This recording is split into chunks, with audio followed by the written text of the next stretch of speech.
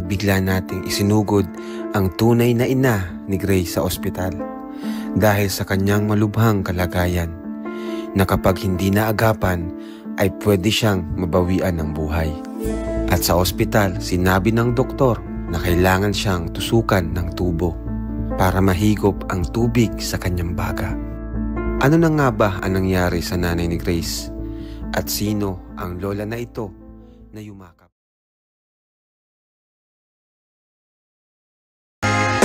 Hi! Ako nga pala si Kalinga Prab. Dating animator na umuwi ng Bicol para tulungan ang aking ama na pabahaya ng ating mga kababayang naghihirap. Sa ngayon, meron na tayong 250 total na pabahay at madami ring scholars. Tara, samahan nyo kami at welcome kayo sa aming tahanan. Uwi na daw siya. Uwi na daw. At ayos mo na daw siya. Sino? Mama. Pupumilit umuwi. Eh di paano yan? Tutubuhan ba o ano? Anong desisyon? Ikaw? Sabi ng doktor, tutubuhan daw. Kasi nga may tubig sa baga. Ngayon, anong desisyon nila? Anong gusto nila? Ang gusto ng asawa din. Mag-uwi na lang daw. At doon na lang daw sa tango at pag-apo. Mapagamot? Sino magamot doon? Sino doon? May doktor ba doon? Baka ano lang yun. Hospital ba doon? Albularyo yata yun. Albularyo. Ano bang ano? Kasi pag tinubuhan yan, malakas mataas yung chance na gumaling siya. Oo. Isa sa mga herbal na di natin alam kung paano yan. Ano daw? Ano ko yan? Siyempre, magpamalaki na ng ano. Bakit sino ba magbabayad? Sila? Ha? Oo, ako naman pala eh. Bakit nag-isip sila ng babayaran? Siyempre, ang importante dito, yung buhay niya.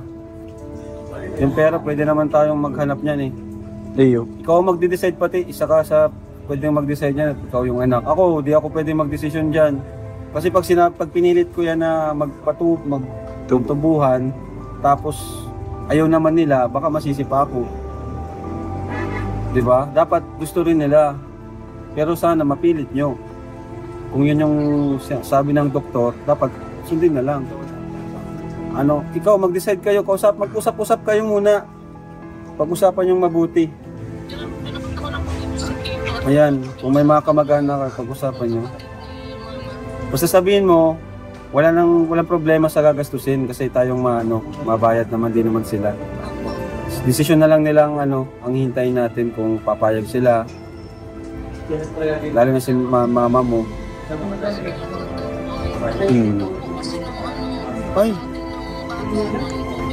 Ay! Pag umuwi sila niyan, walang mangyayari.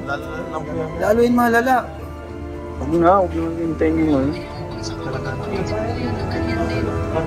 Naku. Kaya pala ang payat na. Ano nangyari? Okay na? Dapat ayunin nyo yan. Ano nyo na?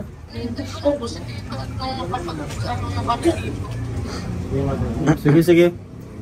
Update na lang. Ano bro nangyari sa tiyo mo bro? Na ano bro, ganun din. Nagkaroon ng tubig sa baga. Tapos na okay naman siya, na-confine siya ng ilang araw. Tapos, Hindi siya nagpatubo siya hindi? Hindi pa, hindi siya nagtutubo. Tapos ilang days lang bago mangyari ulit. Siguro pagkadalaw ko after 2 days, okay pa siya. Tapos sunod na madaling araw, ayun, tinamaan na siya ng ubo. Para ubo siya. Tapos Yun na nga, may kasama ng dugo. Tapos naimatay na. yun, di rin tumagal. So ibig sabihin hindi biro yung dapat talaga magpatubo Dapat na. talaga magpatubo na siya hanggat maaga pa. Kung mataas na yung tubig niya sa baga, kailangan na talaga yun. Grabe pala yun. Hindi ko ibigay mo tubig niya. Katubig sa baga. Ano katubig yun? Napatubo siya? Pandemic, munti ka na dito dito. Saan ang kukuha yun? Sa ano? Sa... Siguro, hindi ko din masabi. Mahinang Baga. immune system.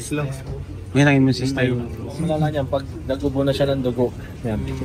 Masama Delikado talaga, na. delikado na ang Dapat talaga patubuhan na yun. Kasi yung Ganun na siya maghangos eh. So, hello po mga kalingap. Good morning po. Today po is pupunta po kami dun sa ospital sa mama ni Grace. Alamin po natin yung update and syempre yung billings natin kung magkano nga abutin. May pupunta din po sa ospital para magbisita. Sama po natin yung lola ni Grace. And pagkakaalam ko po is matagal na rin silang merong hindi pagkakaunawaan. So parang ganun na nangyari. Matagal na po silang di nag-uusap, di nakikita. At ngayon din mismo sa araw na ito, naisipan ng lola ni Grace na dalawin po ang mama ni Grace. Siguro ay syempre naawa din po siguro. Kailangan nilang mag-usap bago pa po mahuli ang lahat, di ba? Nasa huli po ang pagsisisi. Kaya naman po ngayon kinontak ako ni Grace na bibisita daw yung lola niya. So tama-tama naman pupunta rin tayo doon para ayusin or alamin kung ano yung mga dapat asikasuhin doon, lalo doon sa pagpatubo sa kanyang nanay kasi yun na daw pinapagdesisyonan ng pamilya. So tara mga kalingap, samahan niyo po kami at sundin po natin si Grace, then punta po natin kanyang lola. Dito na po tayo, kaya i-meet po natin yung lola ni Grace. Okay.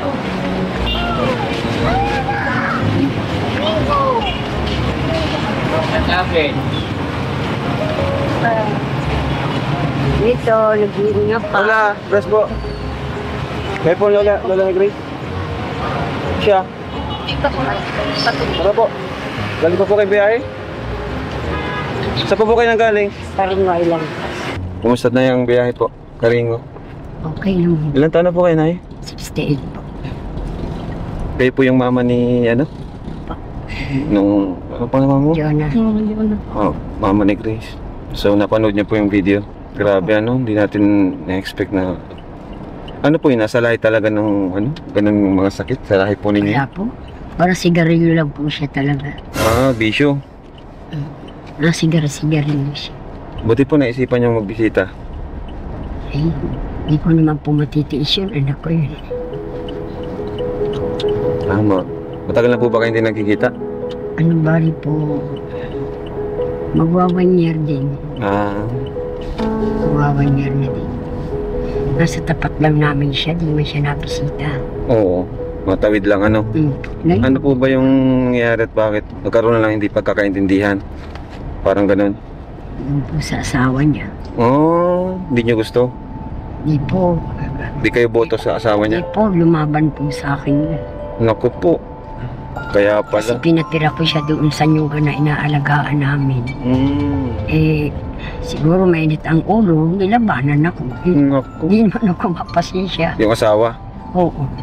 Yun na yun? Yun? Saka kaya ako pinalayas Pinalayas? siya ng sa barangay, binigyan siyang pamasahe. Naku po. Manila sila silang mag-asawa. Tapos nauwi nga siya dyan sa masalong-salong. Hindi ko na Pala yan nangyari. Grabe mga kalingap. Ito po yung tunay na pamilya ni Grace. Dito si Grace, oh. Ayan. May tanong ko lang, Lola. Masaya ka ba, Lola, na napunta si Grace sa amin? Ay, sobra. Masaya po kayo. Opo. Matagal na po na binabala pumunta doon sa Karingo. Kaso nagbagi-baga po. Opo. Sabi ko panagkanday pa nun. Pupunta tayo sa inyo. Buti nga po, dahil hindi nakakapaghanap buhay. Ang hirap. Isla po kasi mga kalingap yung lugar nila. Tapos wala pang kuryente. Ang kuryente ata generator lang. May oras lang. 10 po. Anong hanap buhay doon? Isda lang, pangingisda. Isda po. Pag malakas ang dagat, di wala. Wala man kayo malipatan Wala. dito, wala naman lupa. At least doon, libre ang lupa doon. Saka nasa Nyugan po kami. May nyugan doon? Ay, marami po. Hanggang doon po Isla sa yun, dulo. Hanggang sa dulo. May nyugan pala doon? Malaking isda ang namin. Pinakamalaking isda. Pinapagian, akwaw. Yun ang pinakamalaki ka rin. Ano kaya magiging desisyon nila nanay kung tutubuhan ba? Kasi 50-50 rin daw po kasi kahit magpalagyan ng tubo. Sige po, dyan tayo bumaba sa taas. Dito na po kami.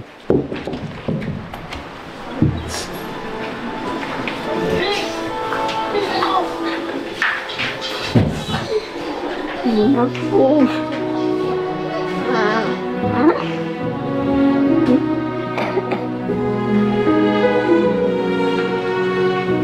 Mamiyak naman, baka ikaw naman ang... Mamiyak. Baka ikaw naman ang ma... Ay, bayaan mo na sarili mo.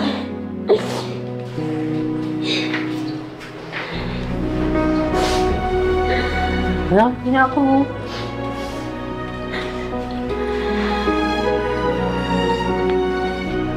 Hindi mo ako, Mama. Lapit na. Kapatid mo na yun. Ikaw rin. Siya po yung bunso? Sige, palapitan niyo po. Kita. Ang hindi kang maray. Ang hindi kang nagkawin na. Sabi man ang liwag mo. Grabe. Kaya ka naman bagang... Napareklamo mo. Bakit payat ka ng maray? Ay, Yan po sa baga kasi yung sakit niya. Sabi ko kaya sa'yo mag-ulit na ng karingong. Hindi ka ba nag-ulit-ulit? Anong sabi, Grace, nung ano? Nagpunta na dito ang doktor? si Ana. Si Ana. Dakula na baga. Very good. Maringan. Tayo, punta.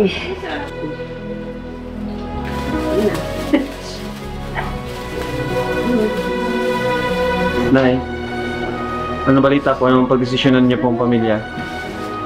Kakarepublika din. Kailangan na lang ay... Kailangan daw pong tubuhan, di ba? Grace, kailan daw?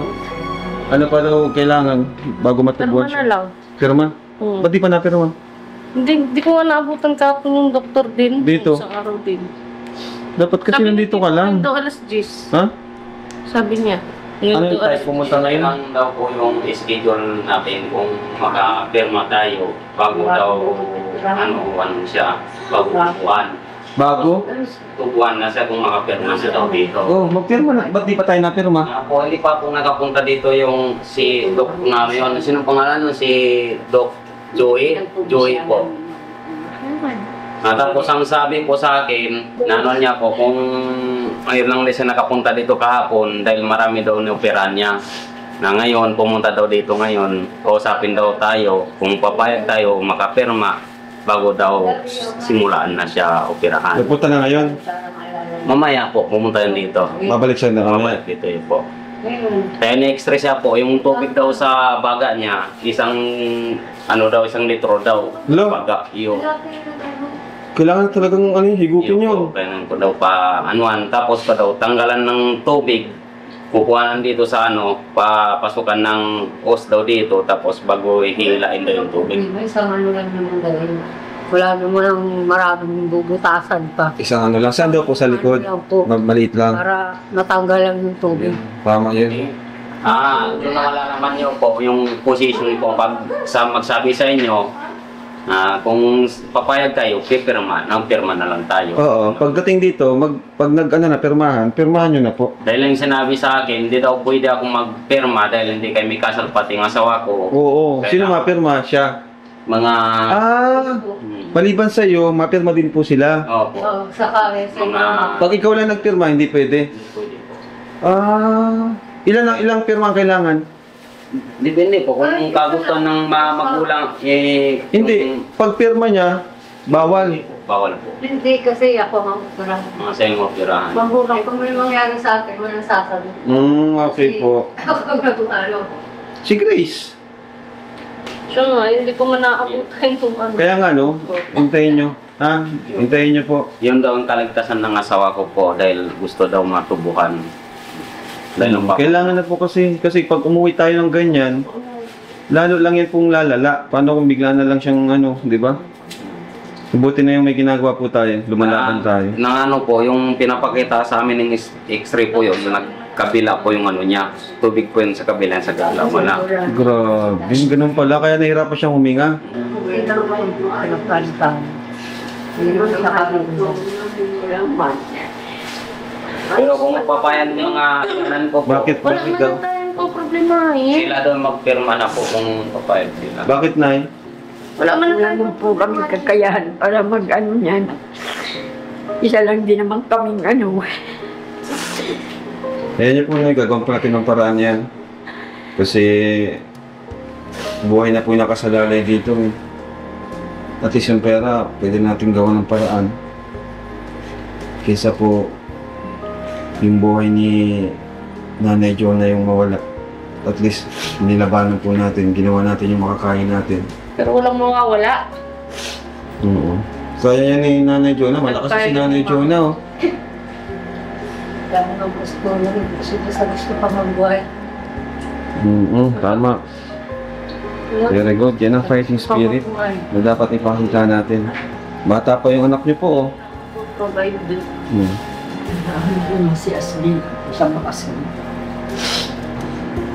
Ano daw? Dadaanan ka sa baso. Dadalhin ko sa bahay. Huwag mo na kasi ibalik din doon. Ay, hindi naman nagpa-transfer. Nagpayag man yung kapatid mo. Hindi na nga ilarayan ni Mama. Ang dami mo, mga apo. Ang dami ko naman ba ang alaga? Alaga. Lima. Pinakakain Papaanin ko na. Pag nalabalama. Kay Tito, negro mo, dalawa. Inalagaan niyo po? 5? Bakit? Doon sa isang anak ni Papa, Lolo mo. Kumbira. Ba't ikaw na nag-aralaga kay? Dalawang lalaki, dalawang babae, sali po pa. Apo po ng asawa ko. May 2 apo. Galing Bisaya. Apo po. Bigay sa akin. Puro apo po. Tapos may isang anak pa siya sa akin. Pinahalaga na sa kanya? Sa Lahat? akin na po yung naglaki. Yung anak niya, isang maputi. Bigyan mo si Grace ng alagain. Para may maalagaan ka naman. Para pumayat-payat ka. Sabaga? Yung sa si Ashley. Hindi naman tumayo. Si Ashley. Hindi pa tayo nakapunta. Mabisita tayo dun para makita po namin. Ito. Tingnan mo na si Makita ko ngayon at 30. Hmm. Eh, ito kaya nahupa pa lang ang dagat. Trabaho. Hindi namin alam. Sabi Bahala ko na. na trabaho. Una ko sa antipulang ng trabaho. Sabi baga ni ate, wala ka ng trabaho. Sa Ashley, napagbigyan na ng pera, nagpunta dyan kay Ashley siya. Yung doon ako sa antipulo. Puro babae na. Ang bait nito, no? Bait. Di na lang... Hindi na kaya. Hindi na kasama po. Hindi ka naman. Mailin din. Di lang sanay, hindi lang siya sanay. Hindi na. Sige na. Sige. Hindi makita kukunin. Ayaw. Sige na. Sige na. Hindi na. Hindi na. Ang dami palang inaalagaan to si Mama Ellen. Mama Ellen? Mga apo. Hindi ko naman ito maiitakulat. Mga lugo ko man ito. Kaya pinagtitiisan ko na lamang. Sige lang. Hanggat kaya. Nagsimula yun kay Grace, no? Yan talagang hindi ko yan ano. Sa Sabang Binsun yan galing. Nakilala ko lang muna siguro mga 15 years old. Ay siya? Dinala ni Papa mo. Sinama doon? Oo. Aba. Sinama siya doon. Payat-payat siya na matangkad. Kaya nakilala kayo. Anong naramdaman niyo po nung unang nakita niyo yan? Eh, siyempre, masaya alangan. Nakita mong apo niyo. Ayan o. Ay, apo nga, tama. Pinanganak nga yan, di ko yan nakita. Makita ko, ano na, binata na. Di mo, ibig sabihin, di mo alam. Di mo alam na, binigay siya kay Kuya Bal. Nakatira po kasi siya doon sa, namin, tiyahin. Eh, doon siya nag-permis. Si Siya, Nanay kaya doon Jonah. siya naman nagsasabang. Sa Karingo naman ako. Okay po, yung pala yun. Asawa. Yung pala nangyari. Wala po pala kayo noon. Wala po. Kung nandun po kayo, papayag kayo na ipaampon si Grace. Sa tingin ko hindi. Mapayag ako. Gawa ng... nakikita-kita ko na yun doon.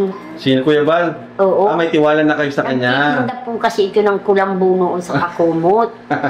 Kaya kilala ko yun. Para tinda talaga si Siguro Kuya Bal. suki yung kita niya. Suki siguro sa pagkuha ng kulambo.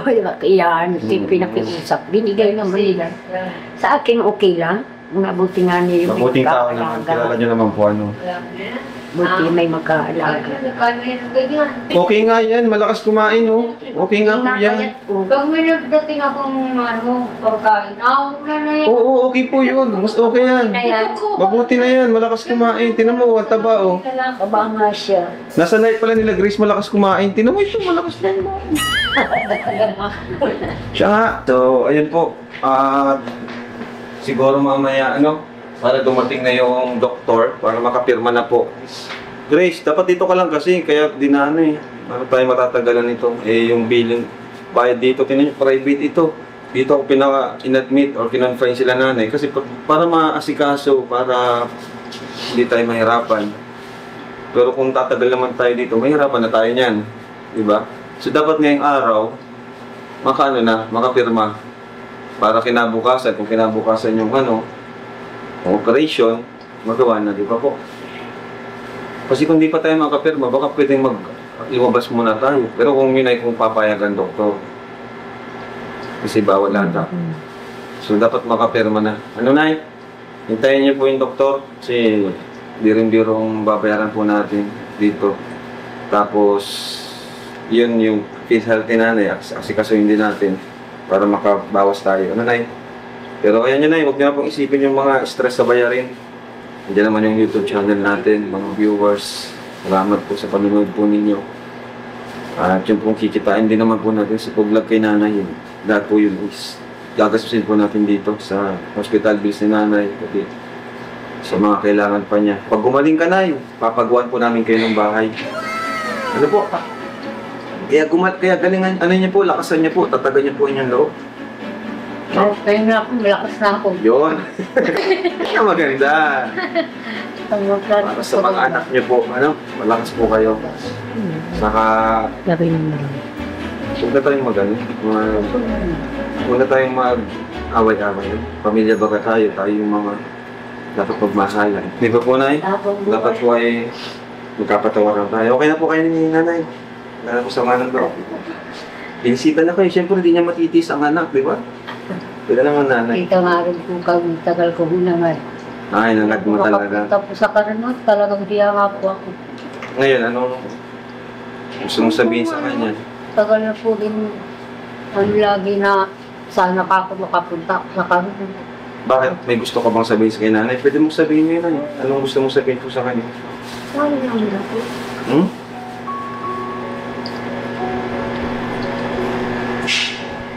Alam po niya ni Mama ko, guys.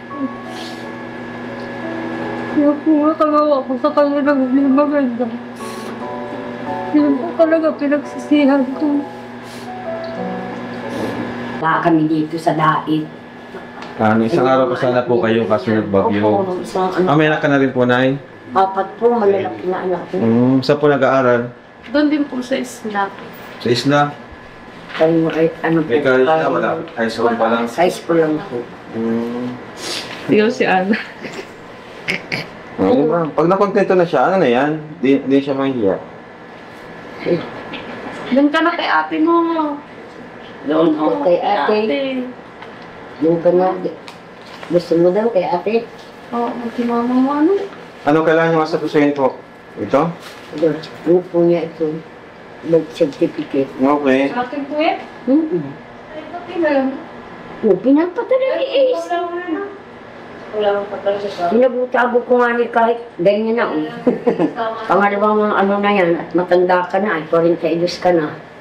Actually, bata pa yun. Tanda na yan po, sir. Ang gawa ng sino mo nga itsura. Di matanda na. Pag naka-recover yan, mga bata yan ulit. Magsuro lang kaya siya dumaan. Tapos nag-video ko lang dyan sa akong beses. Ay, tapos ang higdaan pa. Turo. Ay talagang matutubigan gawa ng simentado. Doon makahiga. Ay talagang sisiim alamig sa mo. Baga. Maulit ko nga itong birthday. Kundi habang magdumalaman yung Pasalamat na kahit nag-68 na ako. Malakas pa siya. Naglalakas-lakasan ako at marami akong alaga. Ang galing naman ni nanay. Alagaan mo na rin si Grace. Ganda na. Wala na, patabain baboy na yung dyan. Sobrang ng laki. Hindi na po kontento na siya sa buhay niya. Kasi mabuti nga yan. Kontento na siya sa akin. May pangasikaso niyo na po. Tulungan. Pagpapit. Nasa hiya na po ang sukahan. Okay lang po. Kailangan po lang pang makatulong naman. Hawakan niyo na. Hindi ko may ano. Kasi di rin kami Kanina pa nga nangangatulog ko makulog na. Pahinga muna po kayo. Kahahalat sa pagtagal naman ng life. Masakit ko na eh. Yan sa pinapasukan natin na Basta pagdating, habang naghintay kayo, pwede niyo po kasi yung PhilHealth dito po sa gilid. No? Basta huwag niyo na pong palampasin yung pagpirma. Anong dapat ngayon makapirma na po? Siya na po na nga po inimportante kahit medyo malakas-lakas pa ang laban. Opo. Sige na, at sikasuhin po kami sa labas. Salamat po. Basta pag may kailangan po kayo, dito si Grace. Ha?